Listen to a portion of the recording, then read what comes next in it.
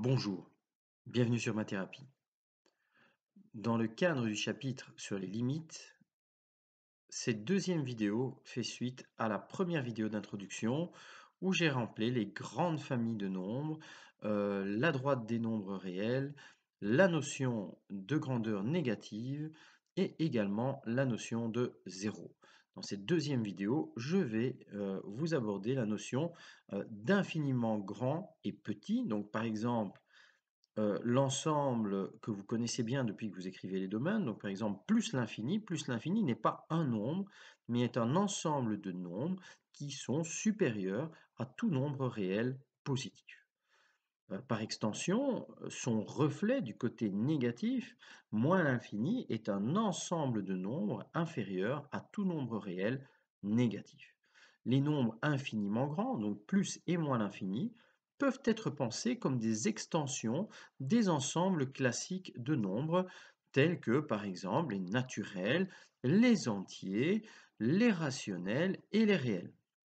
Pour les différencier des ensembles classiques, on note un petit astérisque en exposant et IG infiniment grand en indice. Donc par exemple, si je prends l'ensemble des nombres naturels, 1, 2, 3, 4, 10 000, 100 milliards, etc. Jusque l'infini, je peux poursuivre l'ensemble de ces nombres avec toutes les propriétés qui vont suivre. Donc, vous allez avoir cette extension qu'on notera grand N astérisque IG. Alors, cet ensemble des naturels sera bien sûr inclus dans l'ensemble des entiers. Donc, on va se retrouver avec cette fois-ci des nombres négatifs, mais toujours des nombres entiers qui seront inclus dans les rationnels, donc l'extension des nombres rationnels, et qui finalement seront inclus dans l'extension des réels, notés grand R astérisque IG. Alors, à cette notion d'infiniment grand, on va pouvoir lier la notion d'infiniment petit. Je vous en avais déjà parlé dans la première vidéo. On appelle ça epsilon plus. Epsilon plus, ce n'est pas un nombre, mais c'est un ensemble de nombres. Ces nombres sont positifs et ils sont inférieurs à tout nombre réel strictement positif. J'insiste bien sur strictement, car s'il était nul, la définition ne fonctionnerait plus. Donc ces nombres, ces ensembles de nombres sont définis comme étant l'inverse des nombres infiniment grands. Donc l'inverse de quelque chose de très grand va vous donner quelque chose de très petit et par extension, l'inverse de quelque chose de très petit va vous donner quelque chose de très grand. Si je pars du côté négatif, je vais faire apparaître un epsilon plus qui seront un ensemble de nombres négatifs supérieurs à tout nombre réel strictement négatif. Et ils sont définis comme étant l'inverse de moins l'infini. Donc, inversement, les nombres infiniment petits, epsilon plus et epsilon moins, on va pouvoir les noter également avec un astérisque et en exposant et en indice un petit IP pour dire que ce sont des infiniment petits positifs. Et donc, on va également pouvoir construire une extension de l'ensemble des nombres infiniment grands comme des nombres infiniment petits. Donc, vous prenez un nombre naturel infiniment grand, vous prenez son inverse et vous êtes en train de générer un nombre infiniment petit qui est une extension de cet ensemble. Et donc on le notera n astérisque IP. Il est bien entendu inclus dans l'ensemble des entiers astérisque IP qui lui-même est inclus dans les rationnels et qui seront inclus dans les réels infiniment petits. Alors, dernière petite notion dans cette vidéo, la notion de pluralité et d'unité. En mathématiques comme en philosophie, l'unité, donc un nombre par exemple, peut être décomposée en pluralité, donc plusieurs nombres. Cette pluralité peut être, comme le montre l'exemple suivant, finie ou infinie. Donc prenons l'exemple du nombre 2. 2, je peux le décomposer en tant qu'une somme de 1 plus 1. Et le 1, je peux le décomposer comme la somme de 1 demi plus 1 demi. Et donc 2 peut être décomposé comme 1 plus un demi plus un demi, mais également 1 plus un demi plus un quart plus un quart, 1 plus un demi plus un quart plus un huitième plus un seizième plus un 32e et ainsi de suite jusque l'infini. Alors, ce dernier cas est une série infinie de termes dont les éléments forment une suite géométrique. Donc là, je me réfère au chapitre précédent sur la notion de suite. Nous sommes dans les suites géométriques. Le premier terme de cette suite, T1, c'est 1. Et la raison de cette suite, c'est 1 demi, car pour passer d'un terme au suivant, je multiplie à chaque fois par 1 demi. Donc ça revient divisé par 2. Je vais donc pouvoir utiliser des propriétés intéressante pour expliquer cette notion de pluralité et d'unité. Alors, travaillons avec un carré pour bien comprendre les choses. Donc, je ne sais pas si vous connaissez les origamis, mais avec ce carré de côté unitaire, je vais plier les bords comme je le représente ici. Donc, vous pouvez faire l'expérience à la maison. Vous pliez les bords, vous les repliez vers l'intérieur. Donc, vous formez un deuxième carré. Alors, l'aire de ce carré, c'est la moitié de l'aire du premier carré.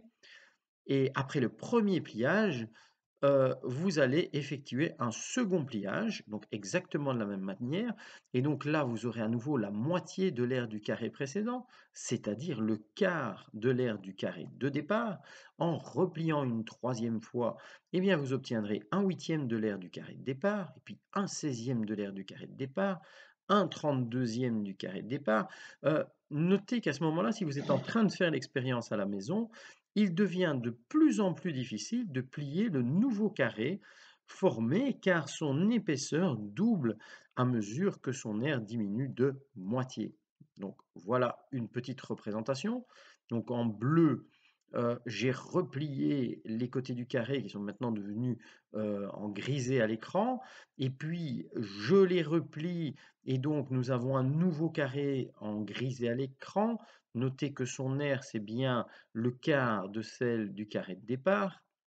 Je replie et je replie encore et je replie encore et je replie encore. Là maintenant, si vous êtes vraiment en train de faire un origami, vous allez vous rendre compte qu'il n'est plus possible de le replier. Mais si je pouvais me l'imaginer, je pourrais continuer ces pliages ainsi de suite jusque l'infini, c'est-à-dire obtenir un carré d'air quasiment nul et pas nul. Nous expliquerons cette petite différence dans une prochaine vidéo. Si l'on souhaite calculer la somme des aires des n premiers carrés formés de cette suite, eh bien, elle nous est donnée par la formule que vous connaissez bien, que j'ai abordée dans le chapitre sur les suites géométriques. Donc la somme des n premiers termes d'une suite géométrique, on l'écrit Sn, c'est égal à T1, le premier terme de la suite, multiplié par un quotient. Au numérateur, vous avez 1 moins Q, je vous rappelle que Q c'est la raison exposant n, divisé par 1 moins Q. Alors, dans ce cas particulier, le premier terme de la suite, c'est un carré de côté unitaire, donc c'est T1 égale 1. Et la raison, puisqu'à chaque fois je divise par 2, donc la raison est de 1 demi. Alors, par simplification, dénominateur 1 moins 1 demi, ça me fait 1 demi. Divisé par 1 demi revient à multiplier par 2. Et 1 demi exposant n, c'est 1 exposant n sur 2 exposant n. Donc, c'est 1 sur 2n par simplification. Donc, simplement, ici, je vais me retrouver avec 2 moins 2 sur 2 exposant n. Alors, si je souhaite calculer la somme des 10 premiers termes de la suite géométrique, donc S10, en remplaçant n par 10 dans mon calcul, j'obtiens 1,998. Et puis, si je souhaite calculer la somme des 100 premiers termes de cette suite, euh, eh bien, j'ai la surprise de voir que ma calculatrice affiche 2. Et pourtant, je sais pertinemment que ce n'est pas possible de déjà être à 2. Alors, je revérifie avec ma calculette et j'essaye de faire le calcul pour la somme des 1000 premiers termes. Là, j'ai quand même 900 termes en plus et elle affiche toujours 2. Tout simplement, vous êtes arrivé à la limite de capacité de distinction de votre machine pour les décimales.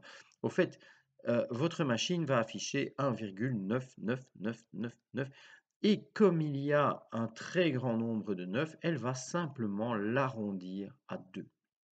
Donc, heu, vous êtes bien conscient en comparant S100 et S1000 que S100 est strictement inférieur à S1000, puisque entre S100 et S1000, il y a une somme de 900 termes qui ne sont pas, nuls. Ils sont peut-être négligeables, mais ils ne sont pas nuls. Donc, à partir d'une certaine valeur de n, vous pouvez essayer de faire les petits calculs pour voir si la machine arrondit à 2 quand vous êtes à S30, S50, S60, en tout cas S100, vous y êtes. Donc ça, c'est un petit jeu que je vous propose de faire. À partir de cette valeur de m, les termes Tn de cette suite deviendront des infiniment petits positifs. Alors avant de terminer cette vidéo, je vais venir sur Zénon. Eh ben, Zénon pensait que si l'on admettait la pluralité, chaque unité était divisible à l'infini et aboutissait à une somme infinie de parties sans grandeur. Cette conclusion apparemment absurde a mené en philosophie à l'impossibilité de penser la pluralité et la nécessité de penser que l'unité était le fond de toute chose. Aujourd'hui, il n'est plus absurde de penser qu'une unité finie peut être décomposée en une somme infinie de termes, comme je viens de le faire avec vous, et dont certains sont des parties sans grandeur réelle non nulle, qualifiées d'infiniment petites. Alors, je vous retrouve dans une troisième vidéo où maintenant nous allons aborder la notion de paradoxe de l'infini. J'espère que j'ai été clair et à très bientôt sur ma thérapie. Au revoir.